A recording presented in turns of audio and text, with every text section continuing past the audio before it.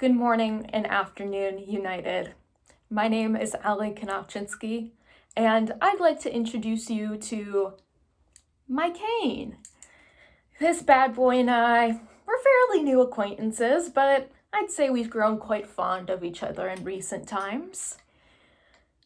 Never did I expect to use a cane, a walker, any type of mobility aid at the ripe age of 27. But I have never felt more peace in my body, my disabled body, far more than I ever did growing up in my seemingly normal body.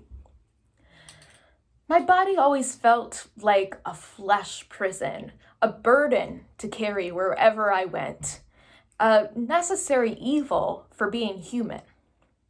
I always sought control over my body, this conglomeration of skin and fluid and bone, in hopes that my relationship with it someday might just click. But it never did.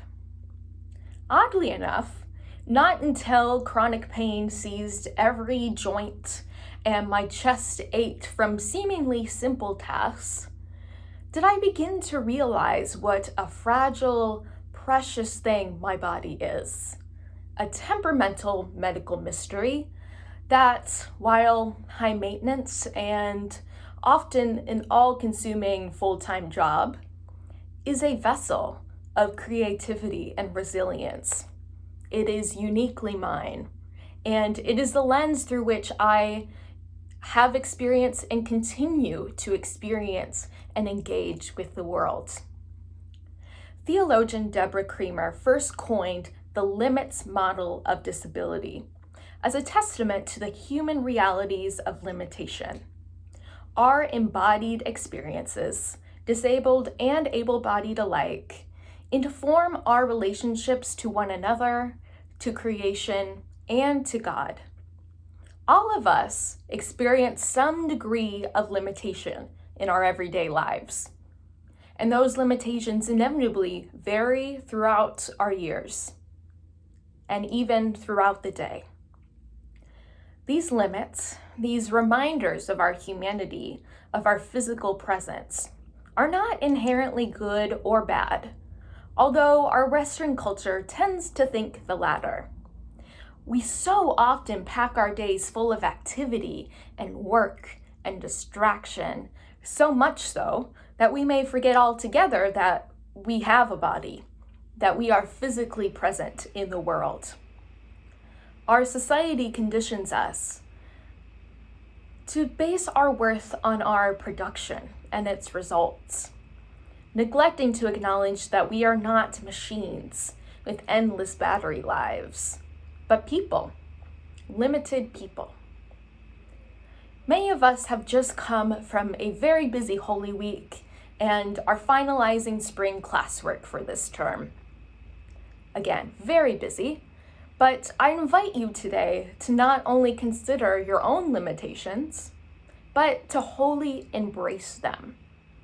We are all human. We are all limited. This is something we all share and connect upon. And those limitations keep us grounded and remind us to nourish ourselves and grant us the gifts of rest and stillness. The newly risen Christ beckons us forth.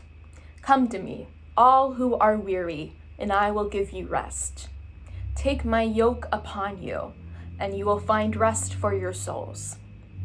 This month, as we celebrate our disabled siblings and neighbors, may we acknowledge our limits as bridges that connect us all as humans and embodiments of spirit. May we honor our precious bodies as reflections of God's image, no matter their shape or size or abilities. And may we make room for the prophetic voices of disabled leaders seeking equity and justice in our local neighborhoods and around the world. For in our limits, there is immeasurable strength and wisdom that reveals God's kingdom within us and among us. May it be so.